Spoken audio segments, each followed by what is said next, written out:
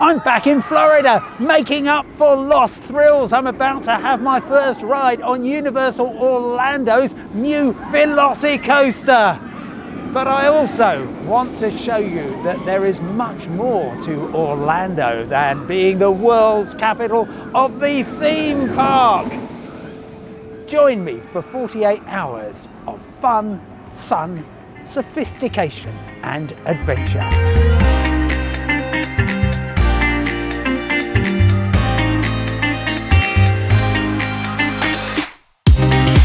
I want to take you to new dimensions of this welcoming, diverse and surprising city. But first, I have to be taken into some new physical dimensions myself.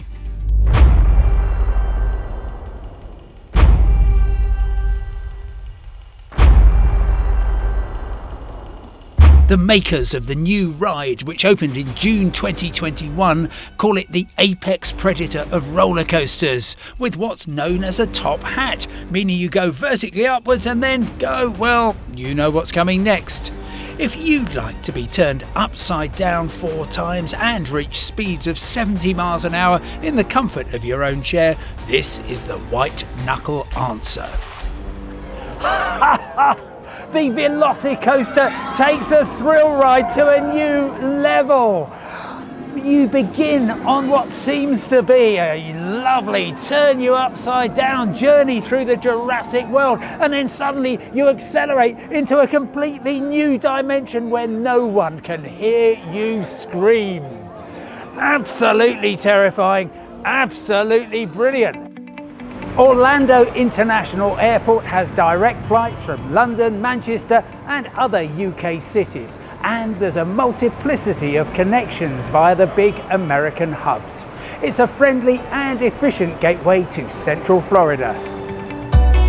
The city has a spectacular, newly extended network of freeways which I reckon shares some DNA with those roller coasters. Anyway, within 20 minutes you can be pretty much anywhere in the greater Orlando area. You can also arrive by a very civilised Amtrak train from New York, Philadelphia and Washington. The journey from New York takes less than 24 hours with sleeper accommodation available, and you can connect to the local rail system.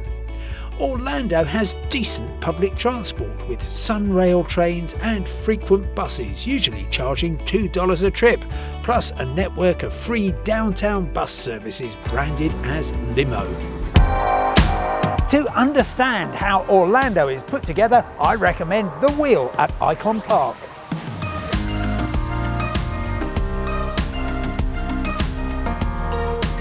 I'm at 400 feet above Central Florida, which means I can see on a clear day like today 57 miles in any direction.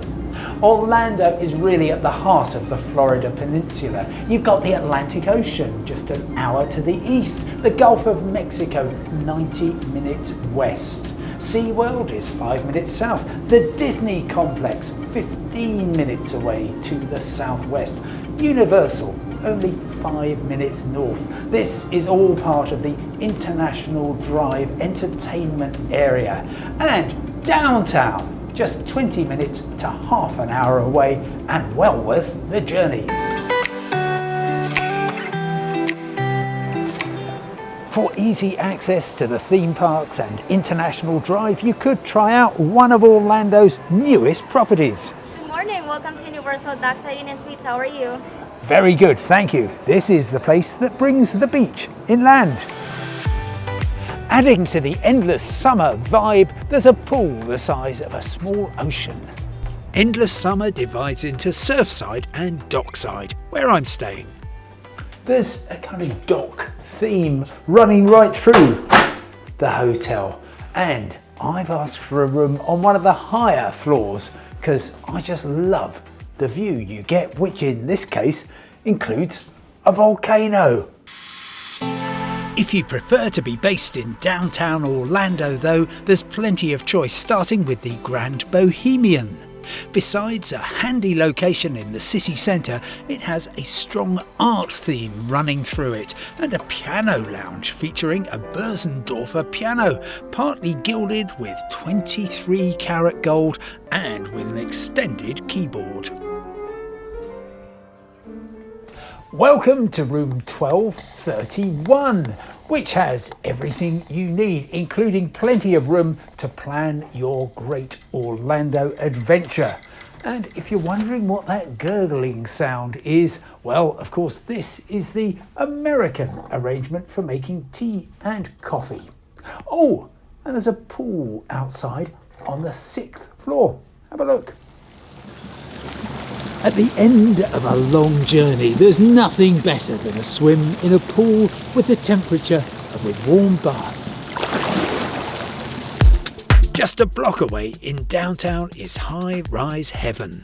If you like a room with a view, the good thing about the AC Hotel is that the lobby is on the 18th floor. The hotel bar shares the same altitude. It's one I'm particularly fond of. The guest rooms go up to the 25th floor. It's the highest hotel in Orlando. For the best deal, either book direct or organise a package trip with flights and accommodation combined. My hike begins where the 8-lane freeway Interstate 4 ends, on Church Street, which is lined by buildings from the late 19th and early 20th century, when Orlando was a really tiny town. Time for a short walk through history. The Seminole Indians had lived undisturbed in present-day Florida for centuries until the Spanish arrived on the coast at St. Augustine in 1565. 300 years later, Orlando was hardly a thriving metropolis with just a few dozen permanent residents. But when the railway arrived in 1880, the city began to thrive. Unusually for what's effectively a high street, the main railway line to New York and down to Miami runs right through the middle of Church Street. A key intersection is where Church Street meets Orange Avenue, the main north-south thoroughfare lined with handsome buildings with Art Deco flourishes, as well as more modern street sculpture that decorate the sidewalk. In Orlando, it's always worth looking up. Hidden among the high-rises in downtown Orlando is the Angie-built Hotel, a masterpiece that opened in 1923 as the city's first $1 million hotel. These days, of course, Orlando is more about billion-dollar places to stay. Orlando is at the heart of Orange County and host to the Regional History Center in the old Orange County Courthouse, a neoclassical structure dating from 1927. Written high for all to see, equal and exact justice to all men. The courthouse shares Heritage Square with some more sculpture, this time a tribute to Florida's celebrated alligator, the largest reptile in North America. Central Orlando is dotted with small one-block parks, and on the eastern edge of downtown there's a much grander one, complete with a large lake, Eola, that gives the city an impressive sense of space. In 1922, the first swans arrived at Lake Eola, and since then the birds have become mainstays. There's currently around 60 of them, cared for by the city authorities and best fed on lettuce. Don't just gaze at the serene bird life, you can channel your inner swan too, with swan boats to rent for $15 for half an hour. Chris is helping me out. What's the secret of a great maritime adventure aboard one of these fine craft? The secret is, if you're pedaling for the whole 30 minutes, you are doing it completely wrong. I've not driven a swan boat before, but even for me it seems easier than both riding a bike and falling off a log. There aren't many cities which boast An actual lake, a mile in circumference, pretty much in the heart of downtown. But that's what Orlando has got, all thanks to a wealthy benefactor in the late 19th century. In 1873, Jacob Summerlin, known as the Cattle King of Florida, arrived and bought 200 acres of land in what's now downtown Orlando. Soon afterwards, a sinkhole started to form on the edge of his property. It filled with stormwater and from a natural spring to create a beautiful lake, originally known as Sandy Beach. In 1956, the Sperry Fountain was created in the middle of the lake with the power to blast 5,000 gallons of water into the air every minute. Right on the water's edge, beside the Swan Boat Harbour, is the Relax Grill, where I shared some lunch with Rose Garlick, Discover Downtown Destination Info Manager. My favorite place in downtown Orlando is actually Lake Eola, and when you're walking around Lake Eola, you're seeing the historic fountain. You're also seeing the ducks and the turtles, and we have 5 of the 7 varieties of swans in the world. It's like being on vacation at work when I'm walking around Lake Eola. It is the best feeling. Anything that you can think of, we have here. It's almost that downtown Orlando was created with everyone in mind. We also have a free limo bus, so you can get on and off as many times as you like. It runs every 15 minutes, and it's free. Less than a mile away, Mills 50 is one of Orlando's blossoming neighbourhoods, decorated by murals and more street art, and home to a vibrant Vietnamese community, which means vibrant Vietnamese restaurants, such as Little Saigon. What a feast! I have fried dumplings. I have absolutely the signature dish. This is po, Vietnamese soup with rare beef. It's called po thai, and a veritable garden of vegetables to spice things up even more with a little bit of lime. From mills to malls. There's so much more to Orlando than hiking, eating, thrill seeking. What about some shopping?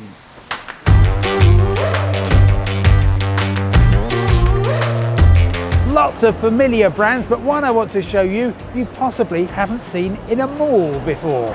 Here's a brand that has moved from online to real retail life. Yes, you can get the hottest items on Amazon right here, and there's a discount if you've got Amazon Prime. So how much time do people spend here while they're spending money? Turns out it's 3 to 4 hours on average, but longer if they're eating. The Cheesecake Factory, very popular with Brits, especially me. Other malls are available. Some people say, I can't tell my Versace from my Gucci. What do they mean? I tell you what though, I'm a big fan of Vineland Premium Outlets. Vineland Premium Outlets, which is southwest of the city centre, has around 160 stores, of which a couple of dozen are graded as luxury. My sort of places. If you're a serious shopper, well worth investing $10 in a coupon book because it gives you all kinds of discounts, including 10% off at Jimmy Choo.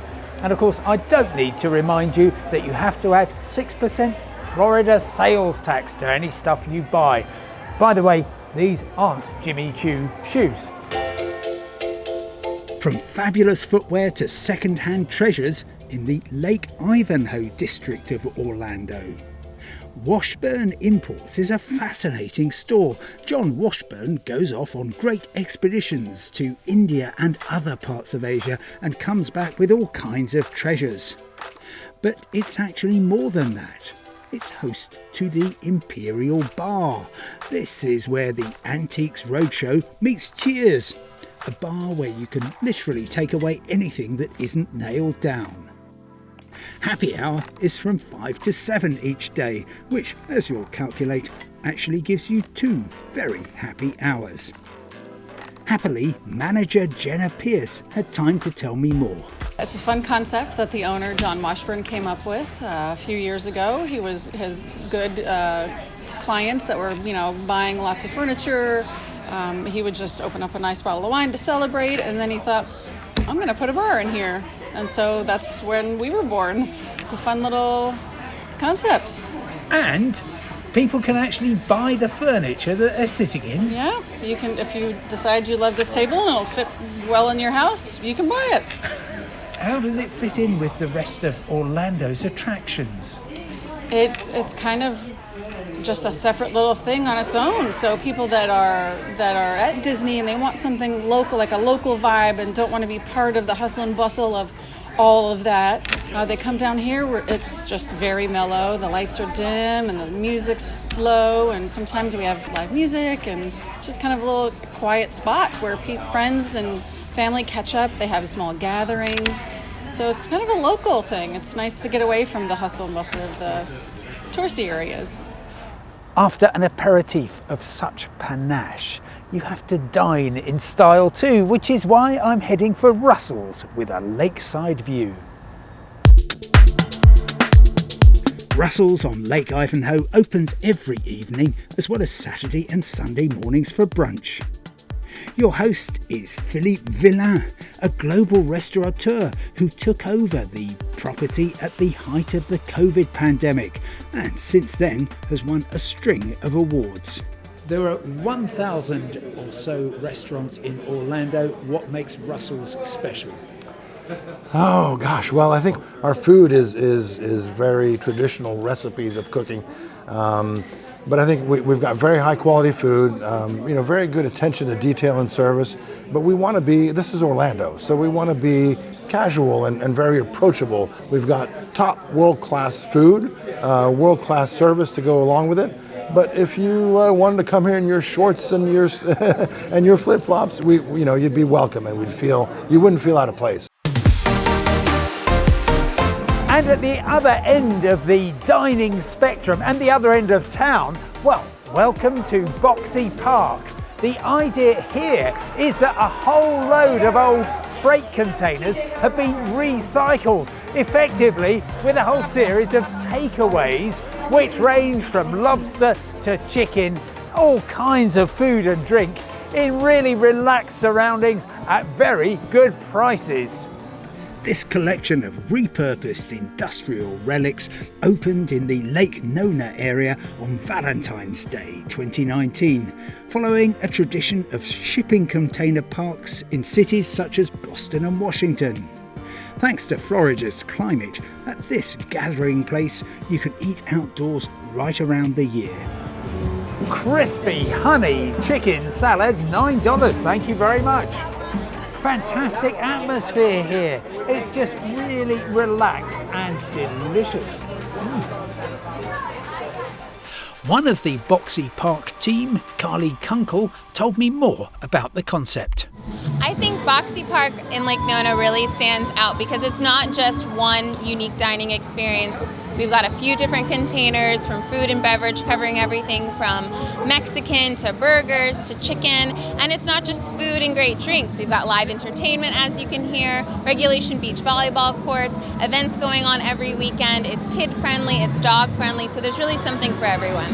And there's plenty of seating around, plenty of space for you and your family to relax and have a good time. We are home, Lake Nona, to the world's largest and longest running autonomous vehicle fleet. So if you're here with us at Boxy Park, you can take a driverless shuttle home, depending on where you live, or back to your car, even if you need to get back to that. But we're very excited to have that technology on the road here in Lake Nona.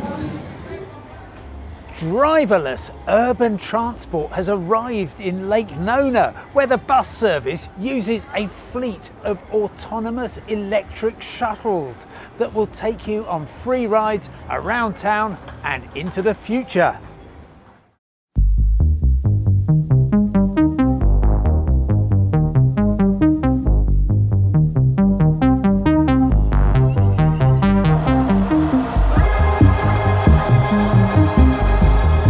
You can go back to the future at the Deserland Auto Museum, a collection of around 2,000 vehicles, including many of them that appeared in films such as Back to the Future. This is a perfect DeLorean replica.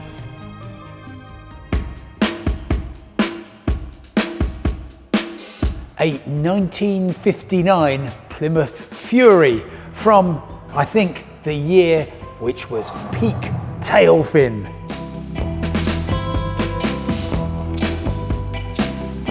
Deserland is the creation of billionaire property developer and car connoisseur Michael Deser.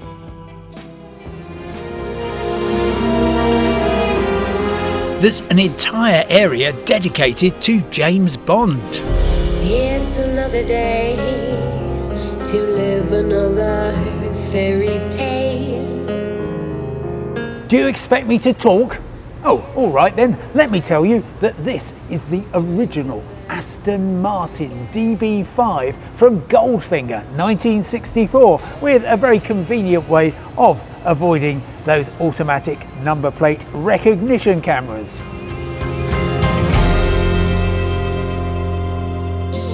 You won't need your own Aston Martin to reach my next destination. Orlando has its own one-line metro system, Sunrail. It's just what you need to travel north-south through the city, or in my case, south-north. Weekdays only, every half hour. And tickets are pretty cheap. This journey is going to cost me just $2. And remember to validate your ticket. I'm heading to the city's poshest suburb, Winter Park. The district was established in the late 19th century as a kind of New England in the south. Today it's full of antique shops, jewellers and art galleries, plus lakeside mansions belonging to Hollywood legends, Nashville icons and ultra-achieving sports stars. Best observed from a voyage with the Scenic Boat Tour Company. In the course of an hour, you get a tranquil journey through Orlando's Lake District and the homes of the rich and famous, although the guides are much too discreet to reveal who owns what.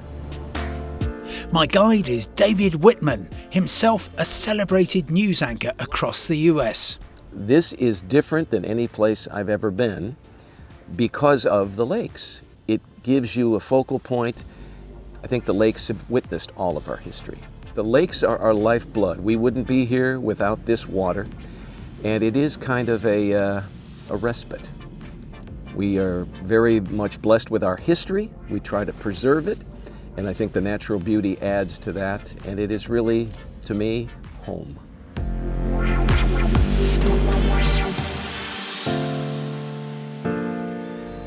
This is the Venetian Canal, but unlike actual Venice, the banks are lined with subtropical foliage rather than Renaissance mansions. Back on dry land, Park Avenue has some of the most sophisticated places to eat in all of Orlando, with menus as imaginative as they are expensive. Bring a robust credit card and be prepared to meet some classy people, such as Betsy Gardner Eckbert, President and CEO of Winter Park Chamber of Commerce. We're eating something very traditional for the South, which is shrimp and grits, and trust me, if you're from the UK, you will like it. So you've got some shrimp here in a nice creamy sauce, and it sits on top of this little bed of kind of milled corn, so that's what grits are. And then I'm enjoying a lobster Cobb salad, so we've got some beautiful avocado here, a band of prosciutto, and then a cucumber and some beautiful lobster meat on top. I think one of the things that I love about Winter Park is how not Orlando it is. We love Orlando, we love our airport, we love our shopping, we love, of course, the tourist destination, but we know that when people come to places, they want authentic experiences, and actually real people live here, and we work here, we educate our children here, we play here. Every sensory system needs a place to rest, and I think Winter Park is that place. English people can come here and see our little high street that's in human scale. They can see the brick streets, our mature vegetation, and hopefully feel a little bit at home, even if it's just for an afternoon, to come and rest in the middle of their Central Florida experience. For a cultural experience you won't find anywhere else, just 5 minutes walk away is the Charles Hosmer Morse Museum of American Art, with a magnificent collection of Art Nouveau design. On Friday afternoons between 4 and 8, admission to this world of beauty and brilliance is free. For me, this is the absolute highlight. An exquisite chapel that has been painstakingly reconstructed. The curator, Jennifer Thalheimer, says the museum is an essential Orlando experience. When you come here, you walk into a different era, a different space, and you see objects and just immerse yourself in pure beauty. The Charles Hosmer Morse Museum is named for a wealthy Chicago industrialist who moved to Winter Park a century ago. But it's become a shrine to Louis Comfort Tiffany, a man who did more than most to bring art into the home. Louis Comfort Tiffany was a visionary artist and designer in the 19th century to early 20th century, who started out as a painter, artist, and then turned to every material known to man. For a different view of the world, though, come to the Museum of Illusions in Icon Park, where you'll find that the various exhibits really mess with your head. Or heads.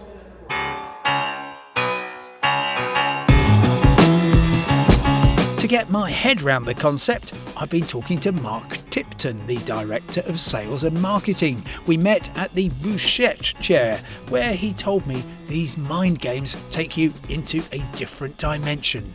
Correct, that is absolutely true. So we're the newest Orlando museum opening up that actually creates that full circle of what you would call the mind games and illusion added to it. The mind games that may be challenging to yourself, that you are a very competitive type of person, right? That you just don't give up on those games at all. In the Infinity Room, you can really reflect on life. To finish your fabulous 48 hours in Orlando, I recommend Illume, which is a slice of Japan transposed to Central Florida. Japan has brought many wonders to the world, such as origami, bullet trains, and sushi. And now, Florida has given sushi its own twist. Well, this is pretty much the best that Florida, Japan, and the sea can offer. Oh, with a little cameo from some tenderloin beef. But I'm gonna start on the full fat tuna.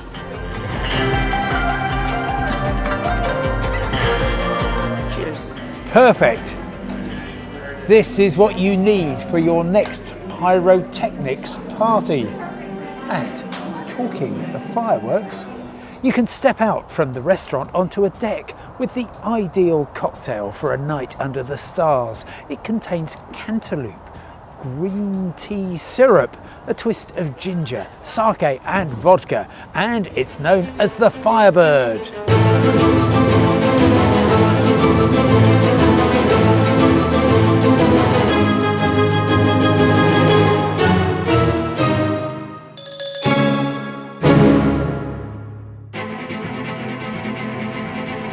Every year, tens of millions of visitors are enticed to Orlando for maximum theme park thrills under sunny Florida skies, and I'm among them.